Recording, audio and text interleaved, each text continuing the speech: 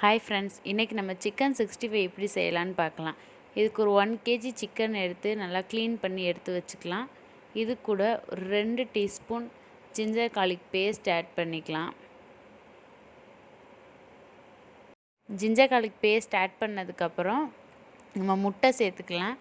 1 கேஜிக்கு 2 முட்டை கரெக்டாக இருக்கும்.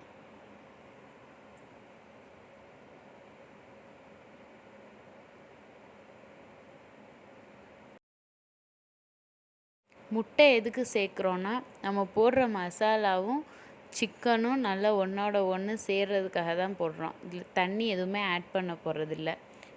இது கூட நம்ம ஒரு லெமனை 2ஆக நறுக்கி அதை ஃபில்ட்ரு பண்ணி எடுத்து வச்சுருக்கேன். அந்த ஜூஸையும் ஆட் பண்ணிக்குவோம்.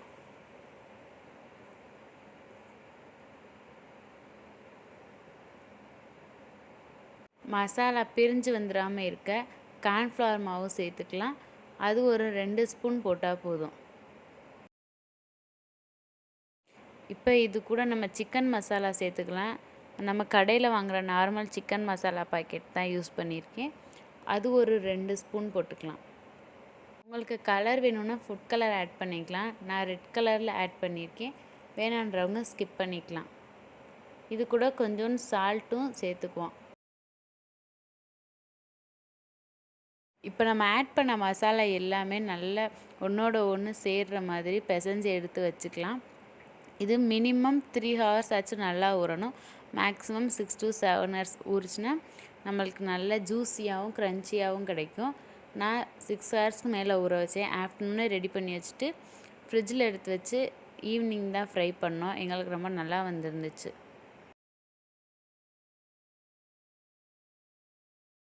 இப்போ 6 ஹவர் ஊறினதுக்கப்புறமா வெளியில் எடுத்து பார்த்தா இந்த மாதிரி தான் இருந்துச்சு. எகெயின் ஒரு வாட்டி அதை நல்லா பிசைஞ்சிட்டு கடாயில் தேவையான அளவு ஆயிலை ஊற்றி அது நல்லா சூடானதுக்கப்புறமா நம்ம ரெடி பண்ணி வச்சுருக்க சிக்கனை ஒன்று ஒன்றா எடுத்து போடணும். அப்படியே எடுத்து போட்டுறக்கூடாது. எல்லாத்தையும் எடுத்து நல்லா ஸ்பேஸ் இருக்க மாதிரி தள்ளி தள்ளி போட்டு வச்சிடணும். நம்ம போடையிலே தெரியும் மசாலா பிரிஞ்சு வராமல் நல்லா சேர்ந்துருக்குன்னு. இப்போது இது ஒரு 2 to 3 மினிட்ஸ் இப்படியே நம்ம கரண்டி விடாமல் வச்சுருக்கணும். நல்லா ஒரு சைடு நல்லா ஃப்ரை ஆகிரும்.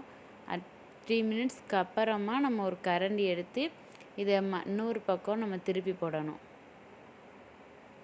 நீங்களே பாருங்கள், மசாலா எதுவுமே பிரிஞ்சு வராமல் நல்லா சிக்கனோட போய் சேர்ந்துருக்கு. இப்போ சிக்கன் நல்லா ஃப்ரை ஆகிருச்சு. இது ஃப்ரை ஆக ஒரு 5 மினிட்ஸ் கிட்ட எடுத்துச்சு. ஃப்ரையான சிக்கனை எடுத்து தனியாக ஒரு பவுலில் சர்வ் பண்ணிடலாம். சிக்கனோட கலரும் க்ரன்ச்சினஸும் நம்மளுக்கு பார்த்தாலே நல்லா தெரியுது. இப்போ இதை நம்ம டேஸ்ட் பண்ணி பார்த்து எப்படி இருக்குன்னு உங்களுக்கு நான் சொல்கிறேன்.